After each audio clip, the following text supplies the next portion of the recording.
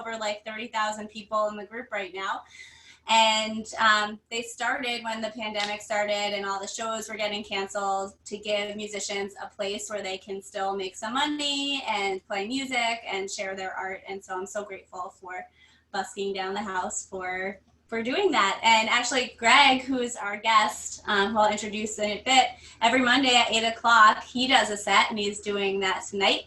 And then also the Middle Ages, Dan and I, my husband's rap duo, that we're doing it right after this. So, which, well, it won't be right after this because I don't know when you're seeing this. But we're every Monday at 6:30, from 6:30 to 7:30.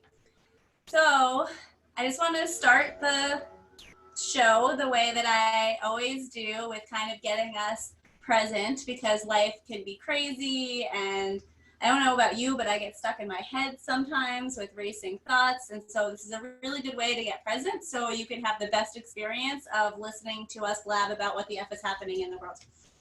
So if you can place your hand on your heart, and we'll take 3 deep breaths together. Take a deep breath in. And exhale out. And a deep breath in. And exhale out. And a deep breath in. And exhale out. And just picture a person in your life that could use a little bit more love right now. And send them love. Take a deep breath in. And exhale love. And now send one to somebody who maybe you have a little bit of difficulty in your life, whether you know them in real life or not, but just someone who's a little challenging and maybe triggers you a little bit.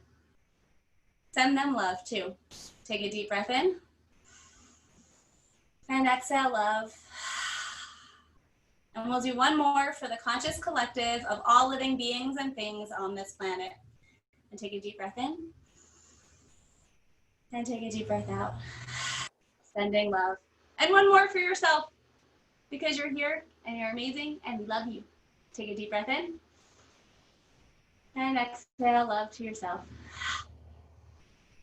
So without further ado, the 2 amazing people that are here on the call, my co-host Reed and our guest Gregory McLoughlin.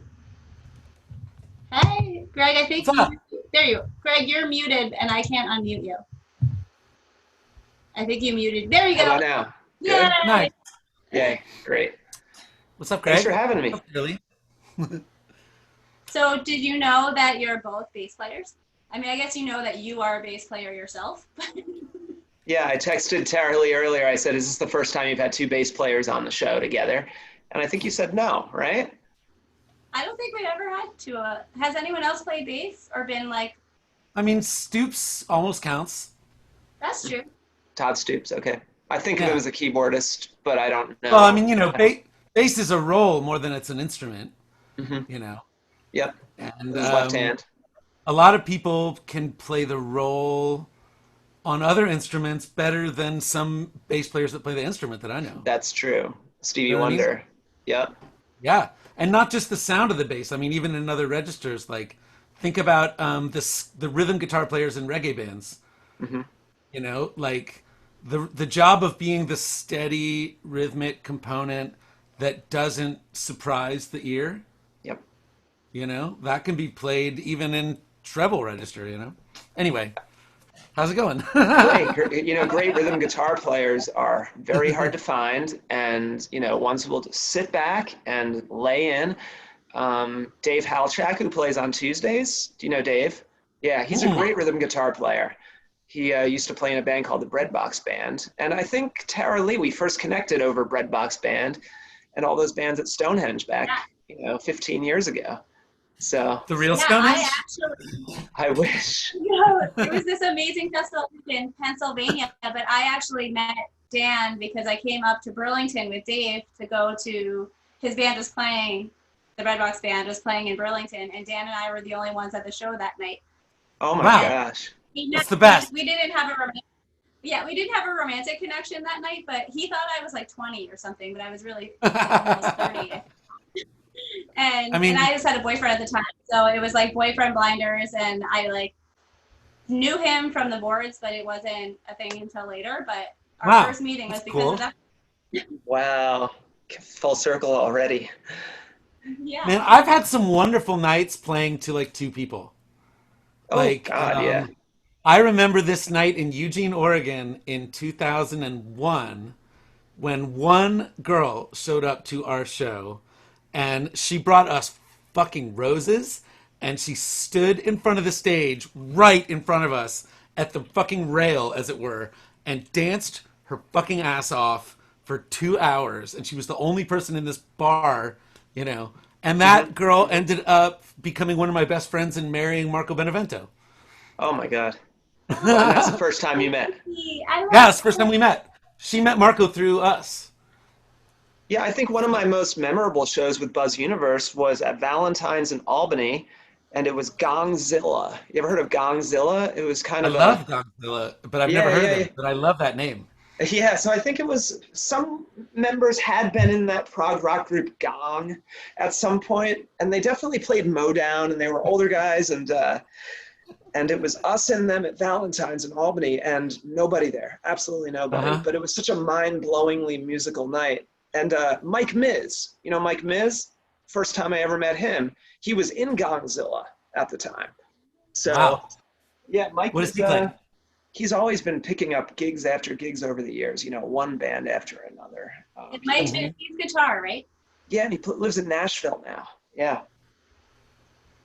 He plays with he played in Jam Stampede with a lot of the Zen Tricksters guys. Trying to think what else he does. Oh, I think he plays in he may have played in America lately. You know, the band America, like Horse with No Name. What's I their think he name? may have been their guitar player for a little bit. So he's doing a lot of interesting stuff. Yes. Yeah. Also, if I'm not mistaken, which I totally could be, and mixing him up with someone, but I'm pretty sure that he played for one of my yoga classes at Inclusion Festival.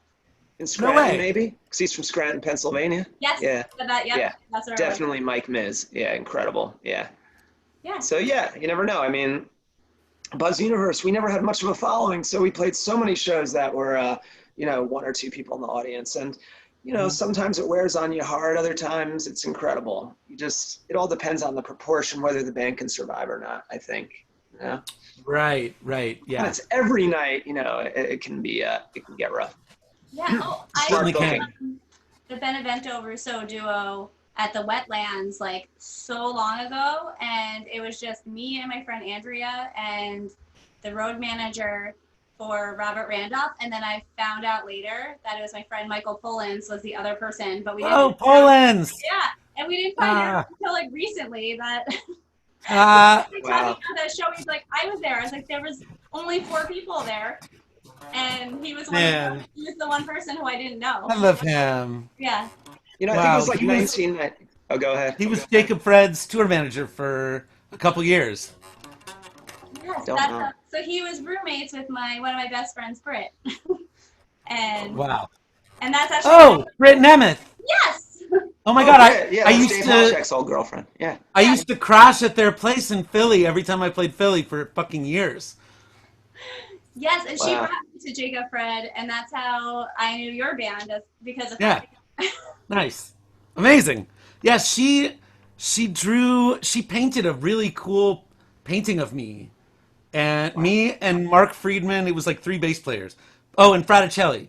Me and Mark Friedman and Jason Fraticelli. Somewhere there's a painting she did that's fucking awesome. I wonder who got that. It probably got auctioned off at some point or something. Yeah, she's so talented. Like at Yeah. painting, she's an amazing photographer. I have like a lot of her photos, like in the Yeah. other room. I haven't But seen she's her the in best friend. I 2 years. visit her.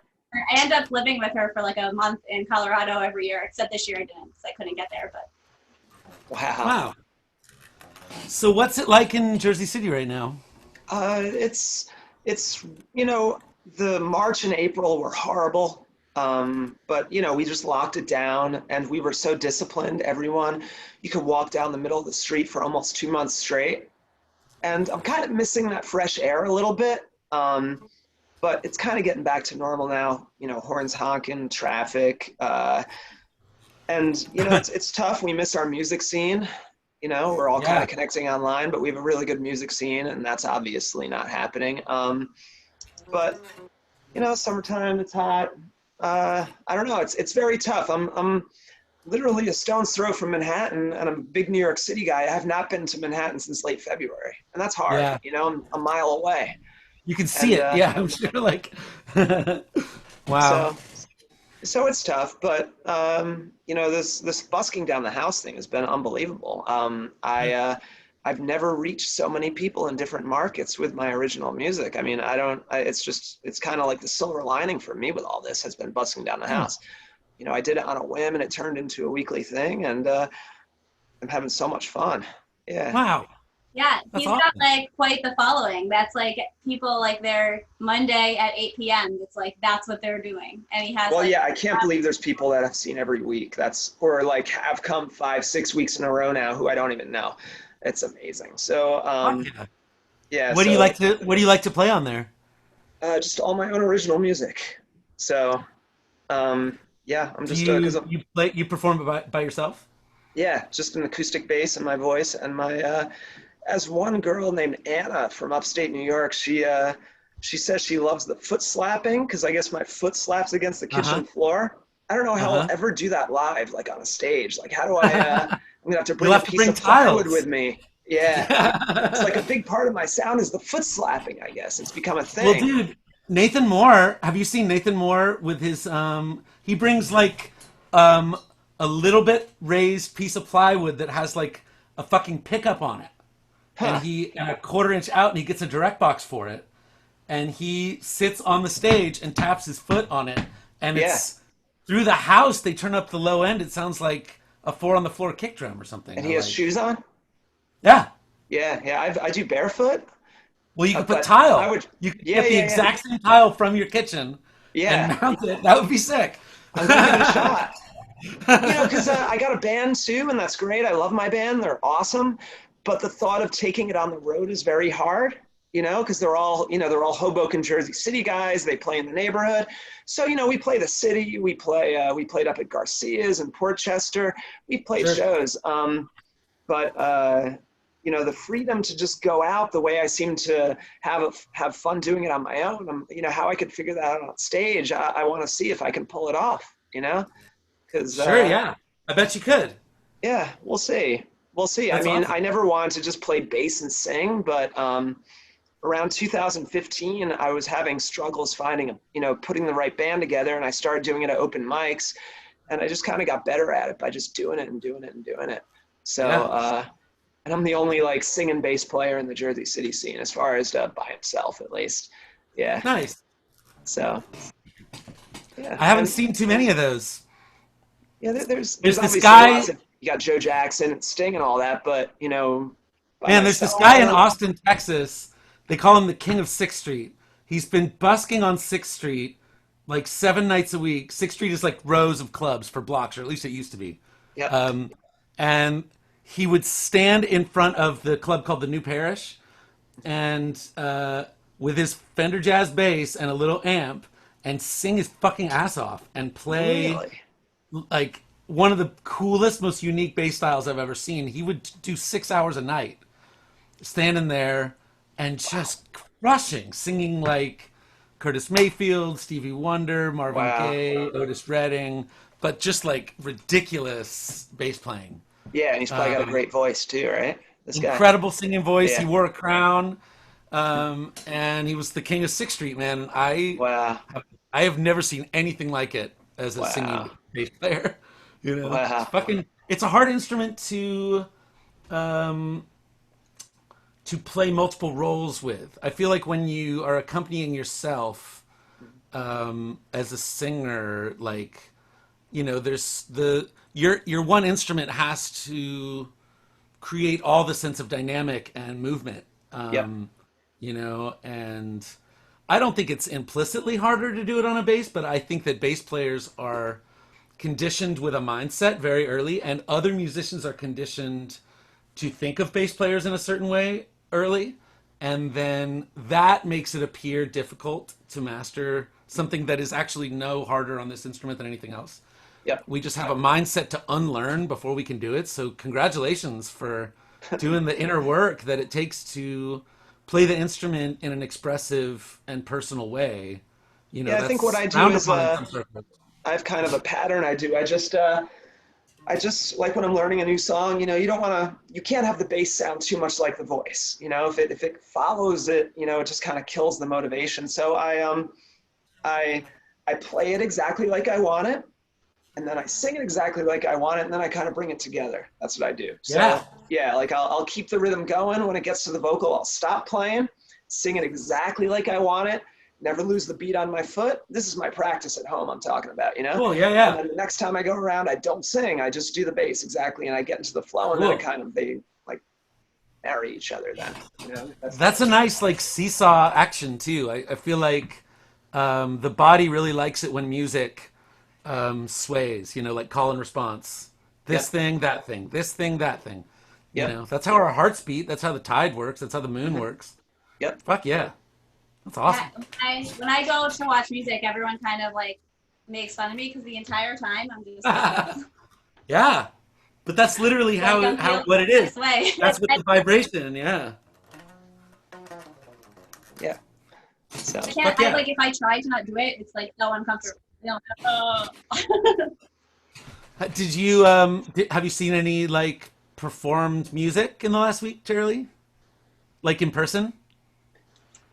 oh yeah. This past week I haven't because we went to the Finger Lakes to help open up the lake, so we were away. Oh wow. But it was actually my birthday, and the Middle Ages. Oh yeah. Happy birthday. Birthday. It was really fun. We did a set in our yard, and then Oh yeah. one of my favorite parts was I was singing that song by Joe Walsh, I believe, the "Life's Been Good So Far," Mm-hmm. and I did a duet with Rob Campa, and it was so Oh much nice. fun because it's like made for our voices, but I do it with this like heavy Jersey accent, and then he was picking up the Jersey accent. It was like, I lose my Maserati, goes 185.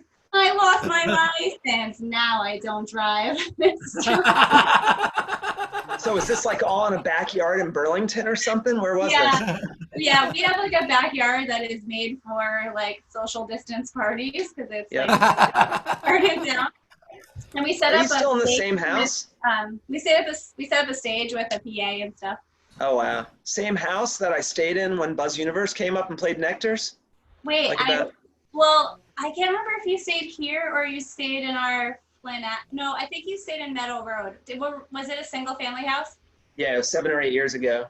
Yeah. So we Yeah. lived here originally, and then we bought this house across the road, and that's where you all stayed. Okay.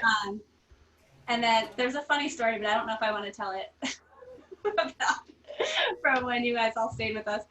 Now you From have to that tell it. day, that I Now don't you know. have to tell it. Come on, you know the rules. So we only had one bathroom in that house, and Oh, yeah. I woke up and people in the band were all taking showers, and I just had to go to the bathroom so bad, and I don't even think I could run outside into the yard. Like I just have to go so bad. And so I like look on my bed, and I was like, well, there's a blanket. Wow. I like folded it into like a lot layer. Wow.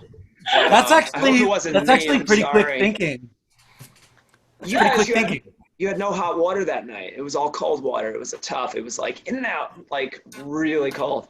You had Yeah. something going on. Yeah. I also like I remember I came like and then if people were like eating breakfast or something and I come downstairs with the blanket, like nothing happened and just threw it. Well, we appreciate your hospitality. I'll tell you that. It was awesome. Oh man, I love that. That is a You very guys- human moment. They Yeah. still put people up, put the different bands up, some of the band friends up when they come through town. Yeah, well, actually, right. Well, Not gonna Haley, advertise it. but Haley Jane has lived with us for 2 years, and then Rob Campa is renting our upstairs right now with his girlfriend. Okay. So we kind of still are. Oh wow. But yeah, we put up all of West End Blend like every time they're in town, and there's like 10 of them or something like that. And our house isn't very big, so they're just like everywhere. Yeah. West End Blend. Yeah. It's a cool They're name. great. They're a funk band out of Hartford, Connecticut. Mm. They're amazing. Their lead Wow. singer is just this like powerful badass, Mm. and yeah, they're really good. Um, Cool. yeah, so we put up all of them. I think I told you the story of when Nathan Moore stayed at our house and Marco. I think it was Surprising Mr. Davis, Hmm. and they all. Did I tell you that story? I don't think so. I feel bad. Is this up to you? That's I like my favorite band. I'm not allowed to get my house cleaned by cleaning ladies ever again. I got like blacklisted. You got blacklisted? Yes, from all the cleaning ladies because they so I offered them all to stay at our house and it was a Sunday night. So and they were wearing tuxedos. I think they wore Uh-huh. tuxedos for Oh that. yeah, they always dressed up Yeah. every night. So we had like a raging party till like 6 in the morning and it was Sunday night. And there's men passed out all over my house in tuxedos. And then at noon on Monday, the doorbell rings, and I had forgotten that I got a quote from a cleaning person. And she's like, "Oh, what's going on with your house?" And there's like crazy.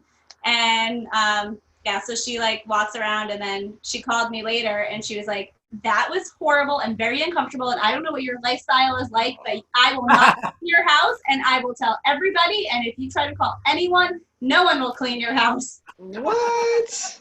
Wow, Oh my dude. God. I have the greatest cleaning lady in Jersey City you could ever imagine. But I'm going through guilt right now because of quarantine. I learned how to clean my apartment on my own. And the weird thing is, I like it. I like doing it. I never thought I would. I actually enjoy it. I get into it. And Nice. but I have to have Roxana back because I love her. She's the best. You know, she's like family. You know, her kids babysit my kids. So yeah, but it's so clean without her now. I mean, she does a great job, but you know, now I got my Swiffer dusters, I got all my stuff, and like my place is like, well, when my kids aren't around, it's awesome. When my kids are around, a little, you know, gets a little sloppy, but How old are that's they? good. They're 11 and 13. Ugh, 11 and 13. Wow. So Yep. That's when it happens. I have a question for both of you. You what? I have a question for both of you, if that's okay. yeah, Hit it. Okay, so Trump just had his big rally that not that many people came to, but was in a stadium with like 13,000 people. But then music, like we're not allowed to get together and see music. yep. Right. That like, so how do you feel as music people? I don't want to get together until I feel like it's safe. You know, the drive-ins, yeah, that's a cool concept, totally. I don't want to be crowded next to people until I feel safe. It was dark here, you know what I mean? A lot of other parts of the country, California, I know was bad at the beginning, then got better. Now it might be getting a little worse, but it was really dark here, and I'm pretty shook up from it, and I'm not ready to yet. So to me, it was sad. It felt very like masochistic to me. I don't know how sick he is, you know, that he would want to do that. I don't know. It's beyond perplexing to me. And yeah, I don't know. You know, you got the part of yourself that was like, ooh, it kind of looks like Fish at Salt Lake the night they played Dark Side. It's like half empty. Woo, you know, down with him. And I can't wait for November because I think good is going to prevail. You know, I think Joe's got a good heart, you know, push to shove. And I'm just kind of, yeah, we just got to kind of weather this a little longer and speak up about the things that we need to speak up about. But yeah, the music, you know, I feel really bad for my venues. You know, it's really rough. I don't want to lose them, you know. I was just getting something good going at Bowery Electric in New York City. I had like a monthly residency there with the full band, you know, and it was like just starting to happen. You know, I was getting Garcia's, Brooklyn Bowl. I just booked Brooklyn Bowl for the first time, Memorial Day weekend. You know, things are just starting to happen. But then this happens, and yeah, I know. I think it's rougher on you, Reed, because you're a touring musician. You know, yeah. So anyway, you tell me your thoughts, Reed. I'm sorry, I kind of diverted a lot there. No, no, I haven't done a ton of conversing on this subject, so I'm curious to hear as much as I can about what other musicians are feeling. Yeah, I worry a lot about the venues. They're two of my venues that I feel like I belong to here um, are started trying to raise funds to stay open in April. Um, and I think so far so good as far as I can tell. I don't know. I mean, I don't know what rent. It's the Bay Area. I mean, it's Ugh, legendarily ridiculous rent. Like, yeah. although supposedly it's all these tech people that can work remote are moving out right now. Everybody's fleeing the city. So supposedly somebody was telling me that it's projected that rents are going to drop like crazy in the next year or two, just because there's this exodus out of here when all these companies are realizing how much remote work they can tolerate, and there's just no reason to pay that rent if you aren't going into the office. Yeah. So maybe that actually might work in music's favor. Yeah. I know that maybe my favorite room in San Francisco, the Independent, has several times in the last 10 years been this close to having their neighbors push them out, or like there's all these, that neighborhood's kind of changing a little bit, and they don't necessarily want a rock venue in that spot, and that's the best room in town, man. Like it's ridiculous from a music standpoint that we would tamper with that room in any way. So I'm hoping that's okay. That's really what concerns me. I mean, I'm a student of history. I've tried hard to look for examples of people trying to make a living playing music going back hundreds of years. Like every generation has seemingly insurmountable obstacles and innovative stuff and innovative approaches that later become the standard. So I think our job is really just to stay open to new avenues, such as what we're doing right now. And you having a weekly that is having a following is fucking outstanding, man. Thank you. Congratulations on that. I mean, just to have the discipline to keep doing it. I was doing that sort of digital busking like every night for the first month of quarantine, and as I have my whole life, I kind of went too hard, and then the pendulum swings back, and I don't want to do it at all. Yeah. Yeah. As I've never been a moderate fellow, but yeah, staying open to that shit. But yeah, it's like when it is time to tour, what's that gonna look like? I mean,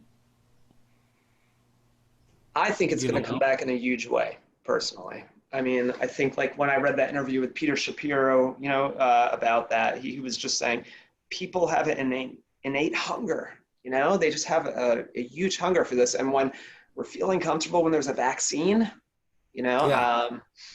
I think it's, I mean, I feel bad from top to bottom. I feel bad for the Doobie Brothers 50th anniversary tour, Oh wow. just for a band that, they're kind of one of those bands that has, as people have either, lost their steam to continue, they've replaced them. They've kind of done the Steely Dan route. They've replaced them with such great young players that if you listen to that live album they put out a year or two ago, it's just mind blowing, Wow. So they're like on fire, and they were going to do a 50th anniversary tour, I didn't have a ticket or anything, but, I, I think Right. I feel really bad for anyone, and I feel your pain big time. The I'm person I've a, been thinking about the most is Phil Lesh, oh, I because know. Terrapin Crossroads is a place that I have made more music in than any room in 20 years. That place has become like, as gross as this sounds to say, almost like a church, where in socially speaking, not in the terms we're not worshiping some deity, but other than sound, I guess we're worshiping sound. But we're just to gather and have a community that is a stable presence in everybody's life, that is centered around a building, and like that's something I haven't felt since I was a little kid, and I was like Yep. briefly into Christianity, Hmm. like, um, so so Shapiro was purchasing Terrapin, and this transaction was supposed to be finalized around like April. They've been talking for a couple years, Wow, I and didn't know that. right when this and so that was going to take Phil off the financial hook for this place, which he has been. There's no way he's been turning a profit on anything but his own performances. He has paid me. They just send me an email every month. What nights do you want to play next month? And I say this night, this night, this night, this night, and they go, cool. Who do you want with you? And I go, how about Ezra and Stu? And they're like, awesome, make it happen. Here's how much we can pay you. And then I know they don't make that much that night Yep. necessarily at the bar, Hmm. and he's just been willfully causing there to be a music community around that building, like at a financial loss to Yep. himself. And then finally ready to make this transition that was already making me nervous that it was going to change hands and be run. As much as I love Shapiro, he's not on the West Coast, and I don't know how much time he would have spent to be hands on here, and I don't know who he would have picked to run it locally, and if they would be as invested in the local community as Phil and Jill are. Hmm. Like, there's just things, if you don't live here, you wouldn't know who's in the community. You know what I mean? So Yep. the fact, as soon as this quarantine hit, Shapiro put the hold on. He didn't back out, but Hmm. he said, let's see where this quarantine thing goes. Yeah, he probably had no And choice. and at the moment, I'm like, we're gonna lose. Are we gonna lose it? Like, they just opened back up last weekend. They had their first two shows out in the backyard, and it was socially distanced. They had 27 tickets available, I think, Hmm. and you had to pay for your whole table, and it had to be people all from one household or pod, social pod, and it was like fucking $500 a head or something. Like, Yeah. it was like crazy. I went down on Sunday and just stood um, outside with 100 other people, and we're just like we were watching the space shuttle lift off or something. It was like, Yeah. Yeah. look at that. There's a band. Uh, There's humans. Like, it was exciting, but it was like, oh no, like, is this gonna cost this much to not lose money? Like, for the venues, I just keep thinking about, like, I've always wanted to be like Fugazi and charge fucking $2. yeah. Just I would rather have a full room and charge a quarter to get Hmm. in than charge $20 a head and turn a profit and have 10 people there.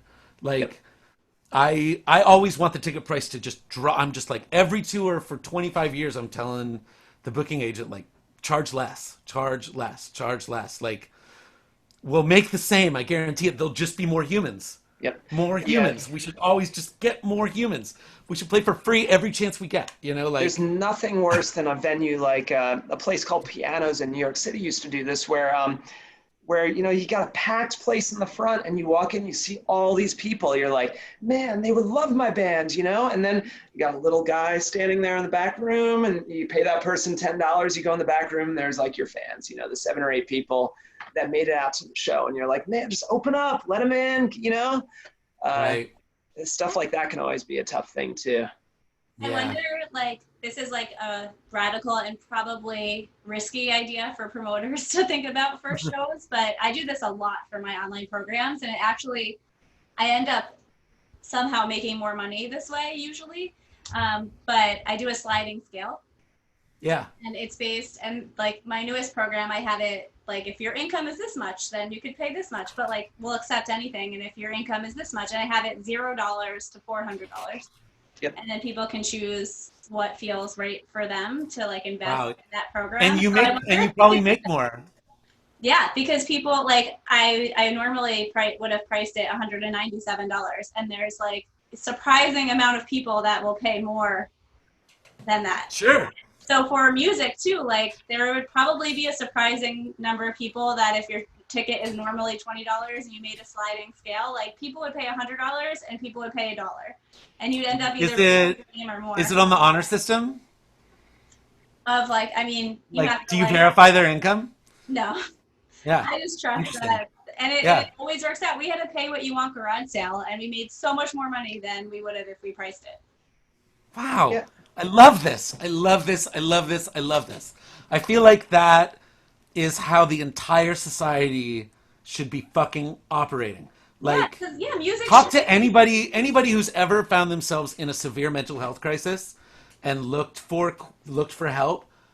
I have never talked to anybody that has had an easy experience doing that. Like, the amount of money that it takes to get basic mental health support, like, a sliding scale would save lives.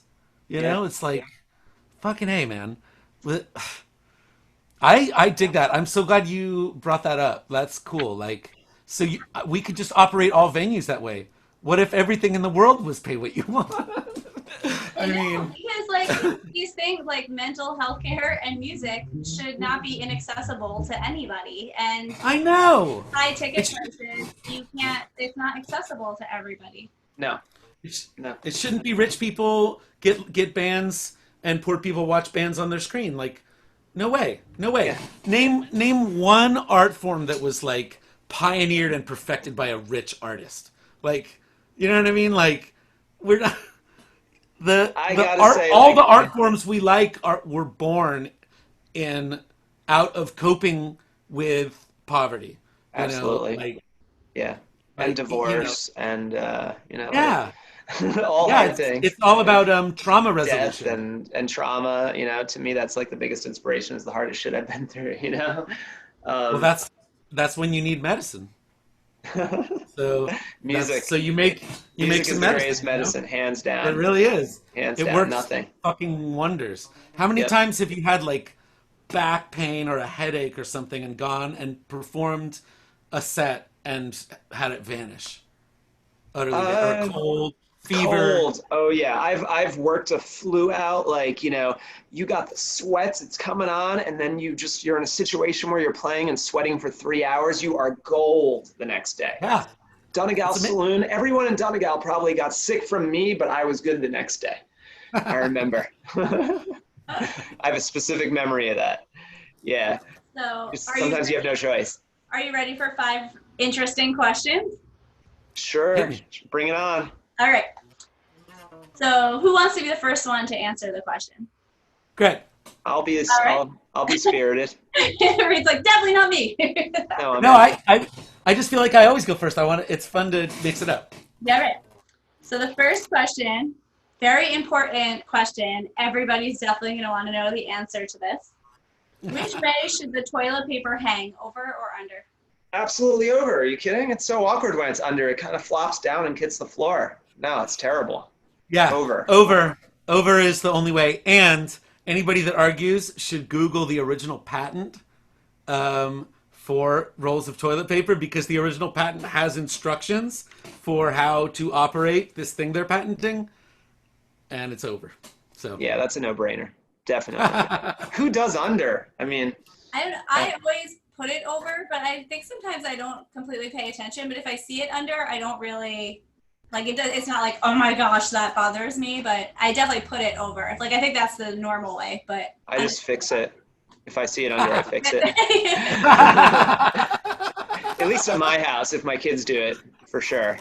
I'm not going to tolerate that for the next day or whatever it is. Yeah. Okay. The next question is, what's the cutest thing you can imagine? Something so cute, it's almost painful. Ooh, I'm going to pass to you, then I'm going to come right back. Just give me a second, okay, if you don't mind.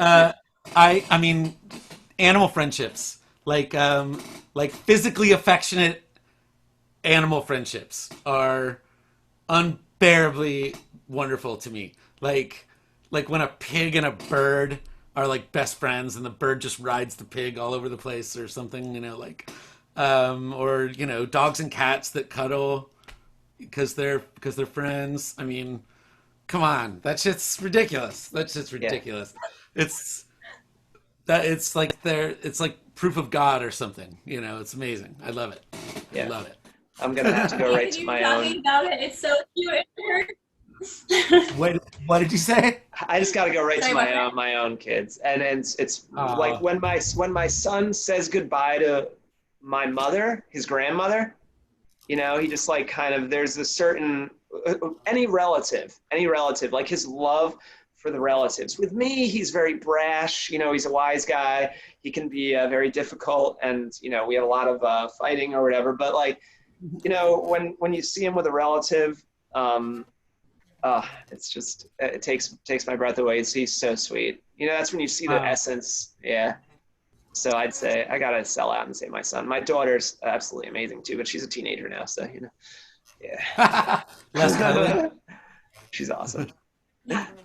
I would say, like, little kids at my birthday party, we had this raging dance party on the beach. One of my friends brought a huge speaker, so we were all like all over while the sun was setting, and we were dancing, and it was so fun. But there were two little girls, like probably 3 years old, maybe 2 to 3.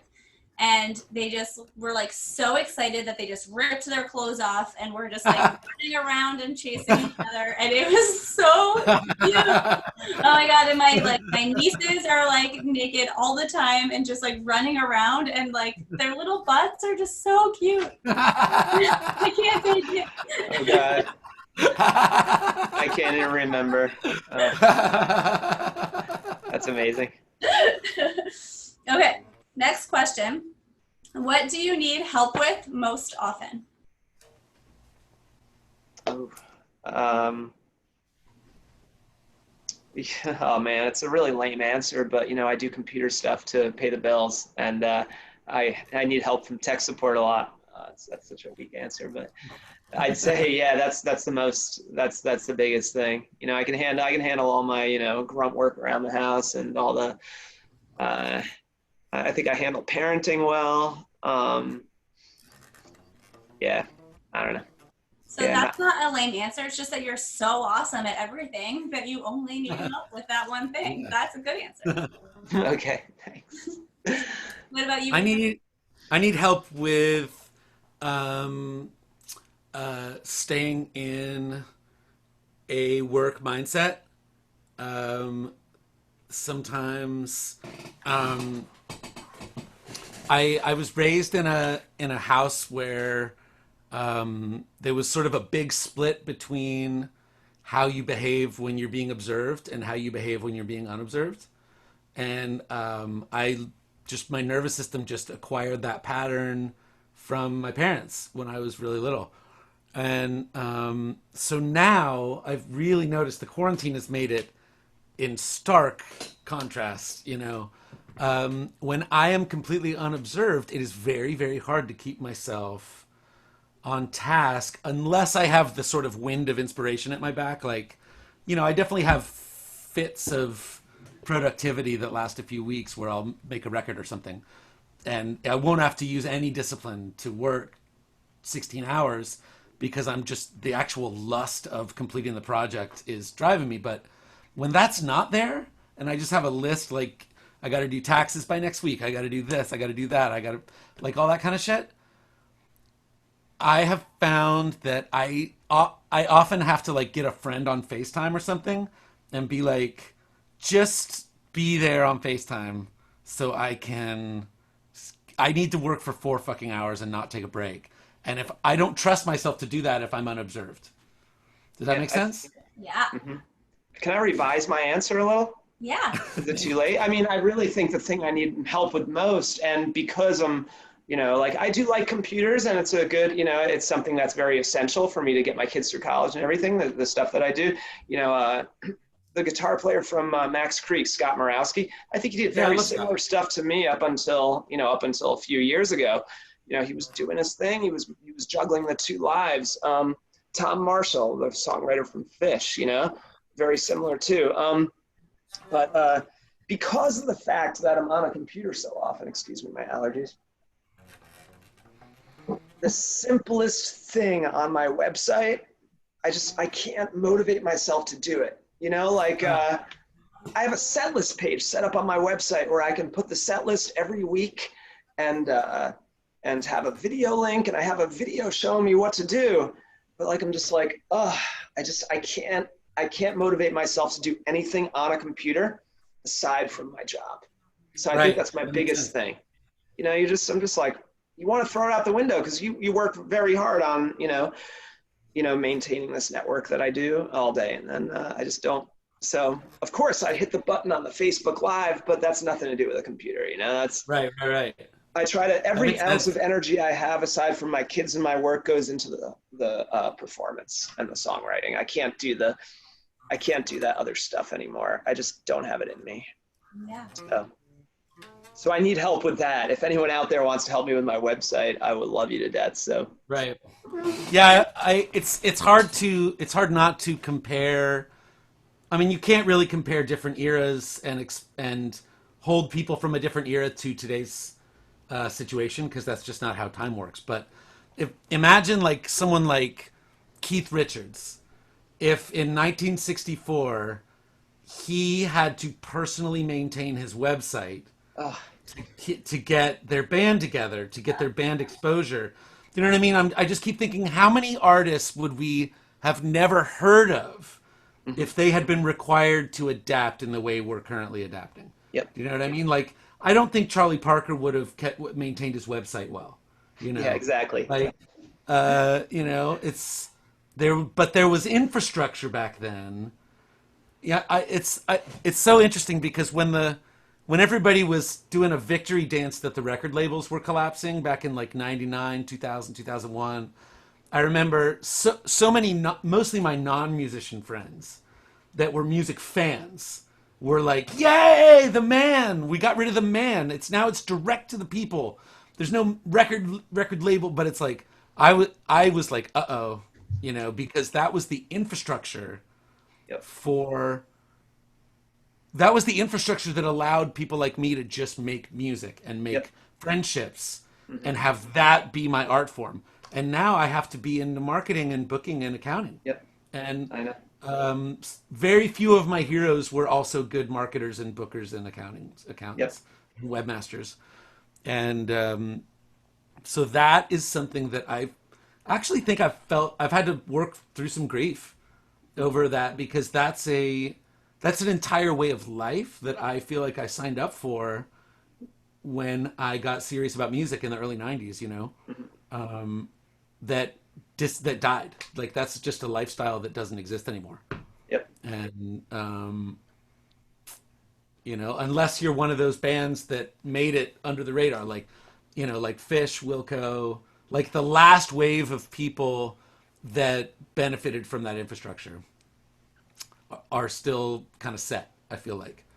Yeah, I agree. I'm hoping to do very well financially in my future, and the reason why I want to do it is so I can support musicians to just play music and they don't have to worry about anything else. So you will be first on my list if that. Oh! Yes! I support this plan. You just plugged my new song. You just plugged my new single. Was that intentional? No. First on my list. Wow. Greg's new single, first on my list. Yeah. Check it out. It's on You guys are fucking psychic. Spotify, iTunes. Well, because it's not under my name. It's under Ross Sandler and Abby Rivers. So, because I write for other artists too, like locally. So, because I'm not the greatest singer in the world, I write songs and give them to other people. And Who's the greatest singer in the world? Who's the greatest singer in the world? Yeah, you said you're not, so Oh, you no. must know who it is. Oh, God. If you're sure you're not. I work with some good ones, I'll tell you that. That's a tough one. I mean, Axl Rose, they told him he had like the best range statistically by numbers, and I was very happy that he humbly, you know, said on Twitter or whatever, that's quite an honor, but come on, Aretha Franklin, you know? So. Yeah, I don't know. Edith Bunker is my musical inspiration. Edith Bunker. Remind me who that is? She's from All in the Family. All the Oh. Oh, yeah. songs that made the hit parade.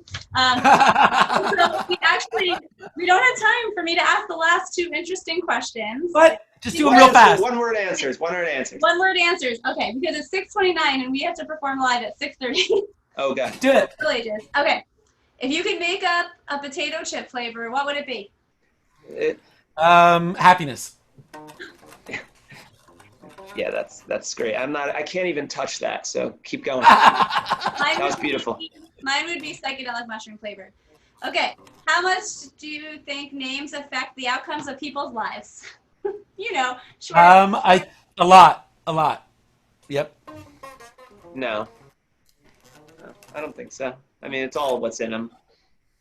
Huh. Yeah. So says the person with an extremely common name from the 70s. True. Yeah, Greg Brady. Where do you find the courage, sir?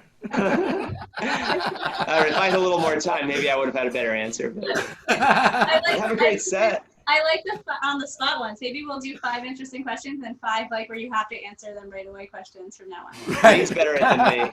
But so Greg or Reed, really quick, because I have to go and do the other thing, the Middle Ages on busking down the house.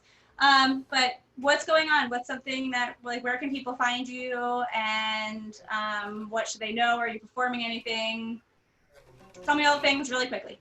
Yeah, well, for me, I think I'm trying to promote my Spotify playlist. So I've got a Spotify playlist, about 14 songs now. And I always put the link to it in the Busking Down the House, weekly webcast in the description. And I don't know, I can't seem to get a lot of people to follow it, but it's got different artists doing my music, and it's just all my music, different artists. And I think that's a great way to promote right now. So, or just Google Gregory Lemonades to watch my my song Lemonades, very first hit on YouTube. Anyway, have an awesome show. I don't want to keep you at 6:30. Thank you, Reed. What about you? I'm good. Okay. All the places where you can check out Reed. And my husband just walked in, the other half of Middle Ages, and he just shaved. It's time. He looks totally different. I almost didn't recognize him. You did. He said he shaved this morning, and I've been hanging out with him all day. Marriage. All right. All right, dude. everybody. Yes. Oh yeah, we'll have to send you all stickers. That's our official merch. I think it's backwards. All right. Oh yeah, it's That was fun, Greg. All right. Well, I love you both very much, and this was wonderful to get to talk to you both. And thank you, Busking Down the House. And Reed, I'll see you next week, and Greg, I'll see you at 8 o'clock. Yeah, sounds good. Thanks, guys. Bye. Okay, cheers. Bye.